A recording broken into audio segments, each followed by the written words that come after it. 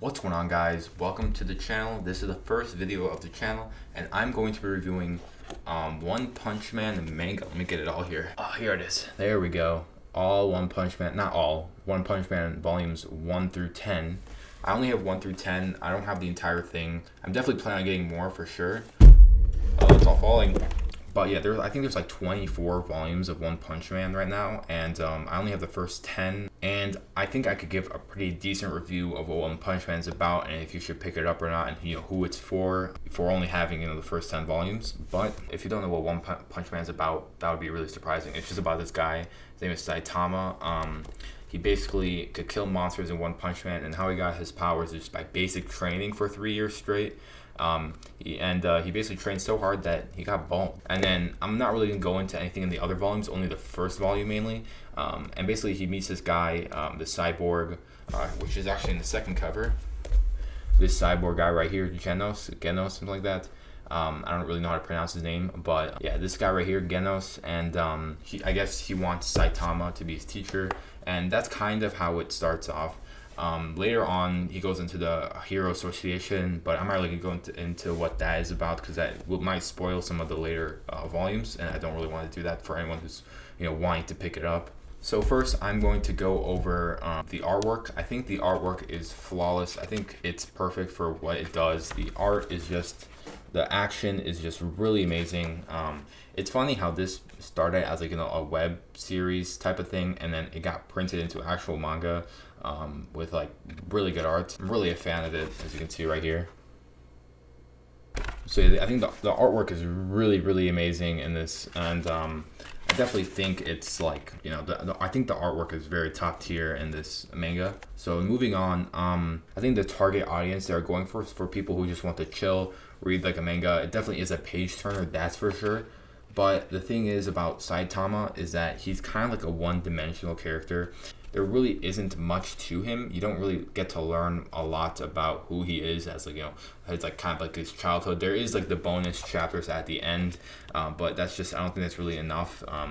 And because for me personally, I really like to know the backstory of the characters, so I could connect with them, and I feel like I can't really do that with Saitama.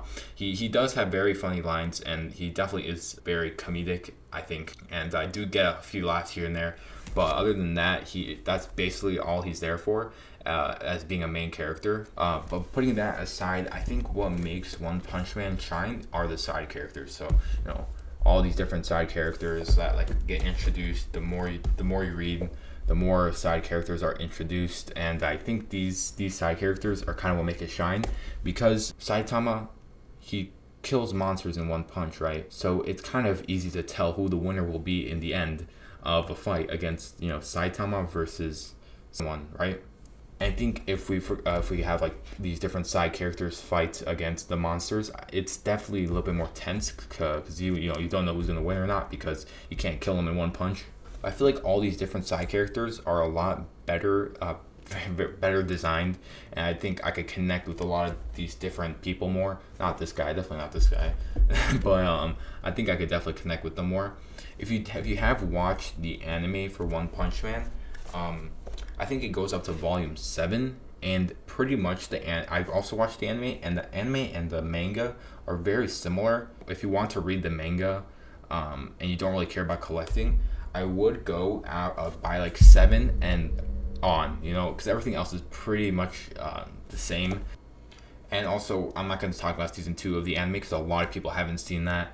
I feel like a lot of people haven't seen that because it isn't on either Hulu or Netflix.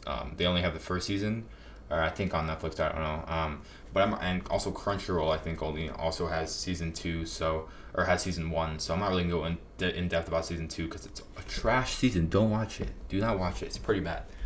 After the end of this first season of the anime, the manga is still top tier. I still like it a lot. New side characters are introduced, and it's really easy to love them, I guess. And yeah, that's basically all about that, the characters. So what I'm going to move on to is the storyline. There really isn't a plot.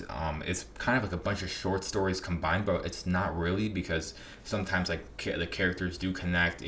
Like there's callbacks from like earlier volumes where like the characters come back, and it's kind of cool. But I still feel like I'm reading. I still feel like I'm reading a bunch of short stories, which is fine. But I feel like for me personally, I really like a good story, and I think One Punch Man doesn't really have one. I would mainly read this just to get a laugh, or just to chill after having a long day, and I think that's what this is mainly for. And with that being said, thank you guys for watching this review. If I were to give it kind of like a score, I think I would give it maybe like a 7 out of 10.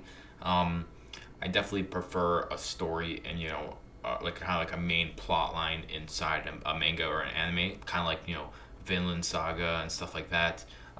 But yeah, if you guys like me, if you like, comments, subscribe, all that stuff, and yeah, see ya.